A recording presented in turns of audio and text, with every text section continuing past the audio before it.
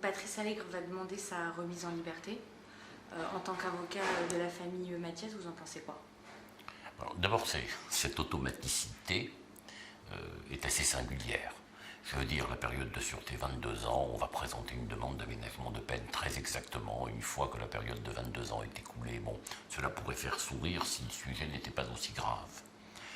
Comment voulez-vous que les familles des victimes accueillent des informations de cette nature?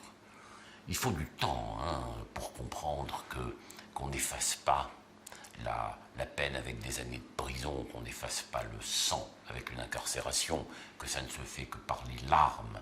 Mais ces gens ont extraordinairement souffert parce que celles qu'ils aimaient sont mortes dans des conditions souvent atroces. Ça ne peut pas être bien accueilli. Il y faut une préparation psychologique. Alors bien sûr, la règle de droit, on la connaît.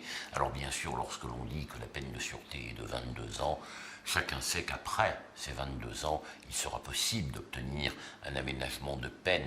Et ça peut paraître normal d'ailleurs, parce que sinon ça signifierait tout simplement que les êtres humains n'évoluent pas, que la prison ne sert à rien, et qu'ils sont 22 ans à part plus tard tels qu'ils étaient lorsqu'ils ont commis les faits pour lesquels ils ont été condamnés. Heureusement que l'être humain évolue. Après, il y a une préparation psychologique qui est nécessaire pour des gens qui ont beaucoup souffert et qui continuent de souffrir.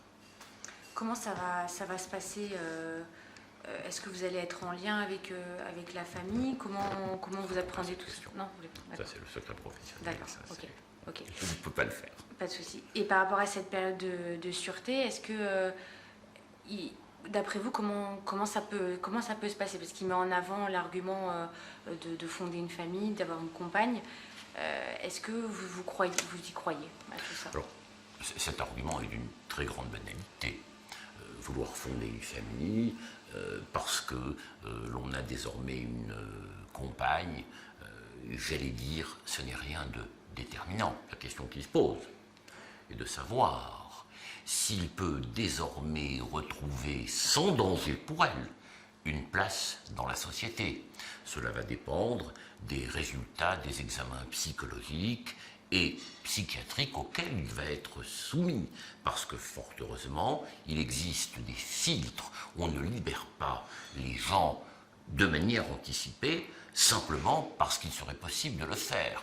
Non, il va y avoir une appréciation d'hommes de l'art, psychologues, psychiatres, il va y avoir l'appréciation des services pénitentiaires, et pour finir, l'opinion que s'en fera le juge, après un débat contradictoire, où chacune des parties pourra s'exprimer.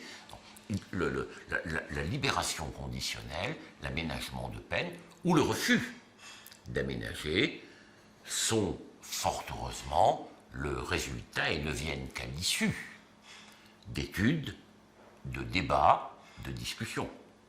Et ça arrive souvent qu'après une période de sûreté finie, la personne demande une remise en liberté? Ah mais c'est systématique. C'est systématique et ça se comprend. Parce qu'il faut dire quand même que l'institution judiciaire tient souvent deux discours différents.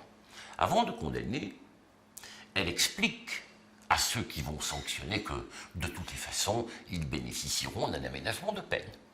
Et que 22 ans de période de sûreté, c'est ce qui se fera en cas de réclusion criminelle à perpétuité. Et puis il y a un deuxième discours, c'est lorsqu'il s'agit d'aménager.